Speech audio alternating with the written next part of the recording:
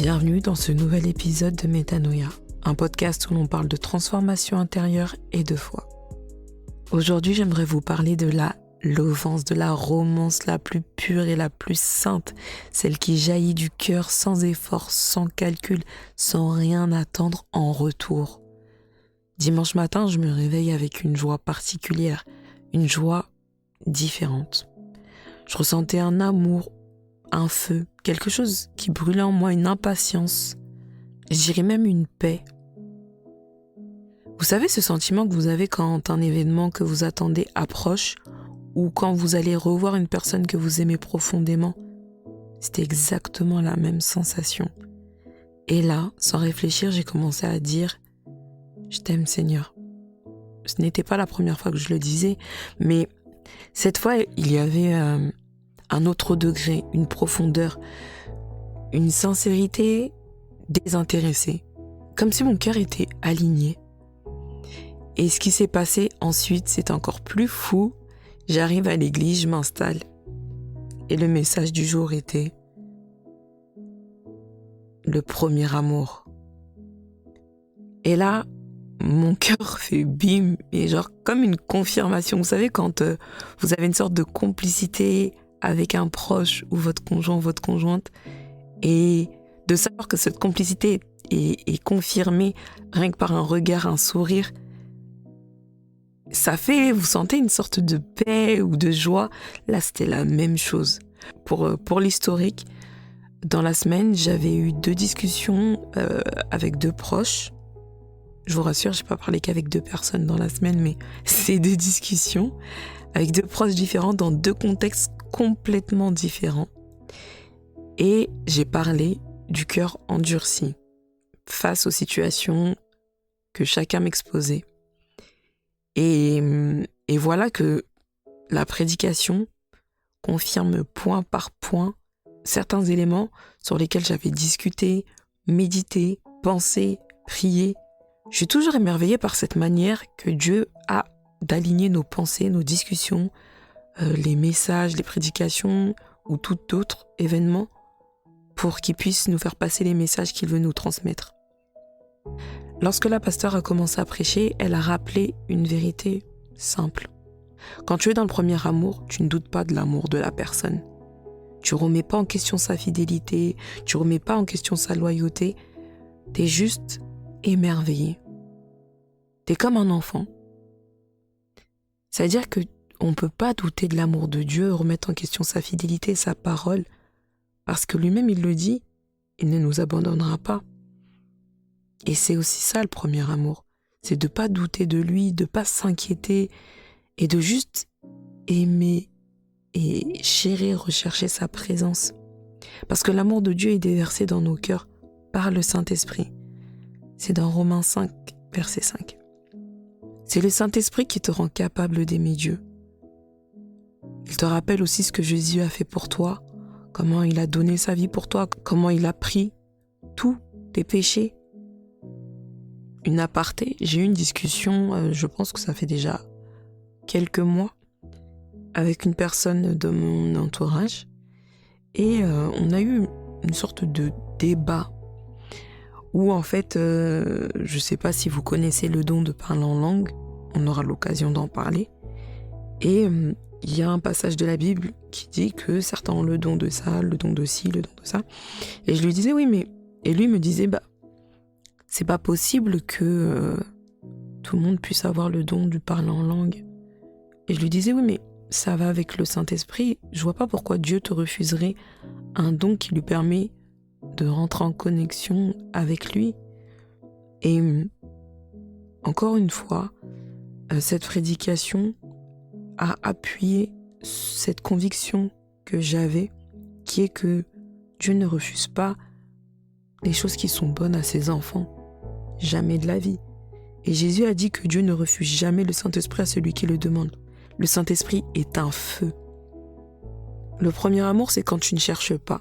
Tu crois seulement. Tu n'as pas besoin de tout comprendre pour obéir. Tu te laisses juste porter par Dieu, par son amour, et tu lui fais totalement confiance. Sans amour pour Dieu, tout ce que tu fais est vain. L'amour est la source, l'essence, la base de tout. Sans amour pour Dieu, tout ce que tu fais est vain. L'amour est la source, l'essentiel, la base de tout. Contrairement à ce que le monde veut nous faire croire.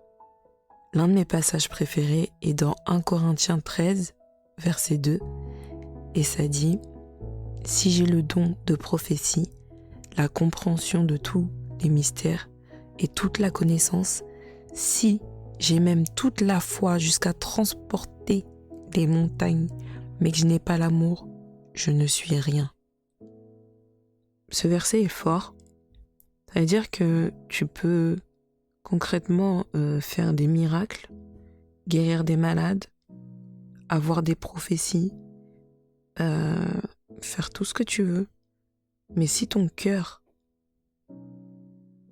n'est pas rempli d'amour, si tu n'es pas amour, ça ne vaut rien. Et c'est ce que aujourd'hui on a tendance en fait à beaucoup regarder parce qu'on est dans un monde visuel, etc. Ce que les autres font, leurs actes. Je pense que si on pouvait voir juste une seconde le cœur de chacun, on serait rempli d'humilité et surtout de compassion. Il y a tellement de personnes sur cette terre qui souffrent. À travers sa prédication, il y a 4 points qui sont ressortis que je vais partager avec vous. Le premier, le cœur d'enfant. Elle disait que nous, quel que soit notre âge, notre vécu, notre expérience, on devait avoir ce cœur d'enfant, un cœur simple qui ne médite pas le mal et qui fait surtout confiance. Et quand tu choisis de rester simple, humble, vulnérable, de manière générale, on te prend pour naïf, sans caractère. Clairement, on te prend pour un ou une bolosse. Quelqu'un qui n'a pas de personnalité, qui ne sait pas s'imposer. Mais c'est justement là que Dieu te rend fort. Tu n'es pas faible quand tu montres l'amour de Dieu. Tu es fort. Même si le monde te méprise, parce que l'amour de Dieu triomphe de tout. Dans 2 Corinthiens 12, verset 9, « Ma grâce te suffit car ma puissance s'accomplit dans la faiblesse. » Quand tu te sens vulnérable, c'est là que Dieu prend place. Pour opérer dans sa présence, il faut accepter d'être faible. Et il y a une phrase qu'elle a dite qui est si puissante qui est « Laisse les gens te juger. Dans le monde spirituel, tu es redoutable par ton positionnement. » Les êtres humains pourront te pointer du doigt, dire tout ce qu'ils veulent. Mais par ta posture, en restant aligné avec Dieu, c'est là où en fait t'es redoutable en tout point. L'ennemi se dit, mais attends, elle s'énerve pas, il veut pas lui mettre une patate, il rentre chez lui et rumine pas, elle se met à genoux pour prier pour eux, je comprends pas. Et là, il n'a pas de porte d'entrée. Et c'est là où t'es redoutable, c'est là où on est puissant, c'est là où on a le feu. N'aie pas honte de tes faiblesses. Quand tu as un cœur d'enfant, tu obéis facilement et la puissance de Dieu se manifeste dans ta vie. Aie confiance en qui tu es. Sois fier de ton positionnement et de tes croyances. Deuxièmement, quand le cœur s'endurcit, quand tu sens que ta sensibilité disparaît, c'est le signe qu'un endurcissement du cœur a commencé. Et ça ne s'est pas fait en un jour, ça se fait petit à petit, des blessures par-ci, des blessures par-là, des déceptions par-ci, des déceptions par-là, des coups durs, des ceci, des cela. Et ça fait un effet boule de neige. À force d'être blessé, tu encaisses. Et elle expliquait que on ferme les gens dans notre cœur. Et en fermant ces gens dans notre cœur, ces situations, on construit une prison. Et cette prison finit par devenir une prison pour nous-mêmes. Et on est prisonnier de l'offense. On devient insensible à la parole, insensible à la présence de Dieu, insensible à certaines situations. Et quand on est comme ça, Dieu ne peut rentrer dans cette prison. Parce qu'en fait, on ne lui laisse pas la place, donc il reste à l'extérieur. Ton cœur empêche Dieu d'entrer. Tu deviens hypocrite sans même t'en rendre compte. Et la seule personne qui peut te sortir de cette prison-là, c'est toi parce que tu as les clés de ton cœur. Si tu n'ouvres pas, Dieu ne peut pas entrer. Et ce qui est fort également, c'est quand elle explique Le cœur est un muscle, il doit battre, il doit pomper le sang. Et quand ton cœur s'endurcit, tu meurs spirituellement et tu te retrouves sous assistance respiratoire, ce qui veut dire que tu as besoin d'une aide extérieure, tu deviens dépendant de quelque chose extérieur à toi. Dans Proverbe 4, verset 23, il est écrit « Garde ton cœur plus que toute autre chose, car de lui jaillissent les sources de la vie. » Le cœur est tellement important. Notre cœur est notre joyau. C'est pour ça que régulièrement, j'essaye aussi de demander à Dieu « Ok, je ne sais pas si j'ai laissé une porte ouverte à mon cœur, ce qui se passe, mais je te demande pardon, je ferme toutes les portes et tout. » Parce qu'en fait, on peut ne pas se rendre compte, mais être blessé, offensé, déçu, on s'est énervé. Du coup, quelque chose se crée. Et c'est là où tu te rends compte que vraiment, quand tu ne veilles pas à ton cœur, tu deviens aigri, méchant, rancunier, rempli de méfiance, rempli de colère. Ou même des choses qui sont très subtiles. T'es orgueilleux mais tu t'en rends même pas compte, ou il y a plein de petites choses subtiles et c'est là où on doit vraiment veiller sur notre cœur. Troisièmement, guérir son cœur. L'expérience devrait nous aider à vivre mieux, pas devenir plus dur. On doit apprendre à garder notre cœur, mais surtout apprendre à le livrer seulement à Dieu et pas aux êtres humains. Livre ton cœur à Jésus, parce que c'est lui qui le répare, c'est lui le spécialiste et c'est lui qui le connaît mieux que quiconque. Ce qu'elle nous a partagé ce jour-là était tellement deep, tellement profond. Vous savez, dans Psaume 131, verset 2, il est écrit « Au contraire, je suis calme et tranquille, comme un enfant sevré qui se trouve avec sa mère. Je suis comme un enfant sevré. » Et elle nous a expliqué. Et c'est vrai, quand vous observez, regardez un enfant qui boit le lait de sa mère, qui prend le sein. Comment il se positionne, comment il regarde sa maman, comment il la tient, comment il se sent sécure, son langage non verbal, comment son positionnement, comment il relâche son corps, comment il est apaisé. Le premier amour qu'un enfant expérimente en temps normal, c'est celui-là. Et c'est un regard rempli de paix quand il tète. Vous savez, ce sentiment d'être complètement en sécurité. Et là, dans ce verset, on prend cet exemple de même quand la mère arrête d'allaiter, qu'elle sèvre son enfant, l'enfant reste attaché à ses bras. C'est le seul endroit où il se sent en sécurité. Il sait que c'est sa maman et que dans ses bras, même si il n'a plus le lait, il se sent bien, il est au chaud, il est en sécurité, il est rempli d'amour. Eh bien, c'est pareil avec Dieu. Même quand tu traverses des moments douloureux, des coups durs, cours dans ses bras, parce que c'est là où tu seras en sécurité. C'est là où il saura te combler et te donner l'amour que tu as besoin, parce que c'est lui qui te connaît et c'est lui qui t'a créé. Ne te sens pas condamné. Cours dans sa présence. Il n'y a pas une situation, il n'y a pas un événement, qu'importe ce que tu dis, ce que tu fais, ce que tu passes, ce que tu traverses, que Dieu ne connaît pas. Il n'y a rien qui puisse te séparer de l'amour de ton papa. Quatrièmement, dureté ou maturité. Parfois, ce que l'on appelle maturité ou expérience, Dieu l'appelle tout simplement dureté du cœur.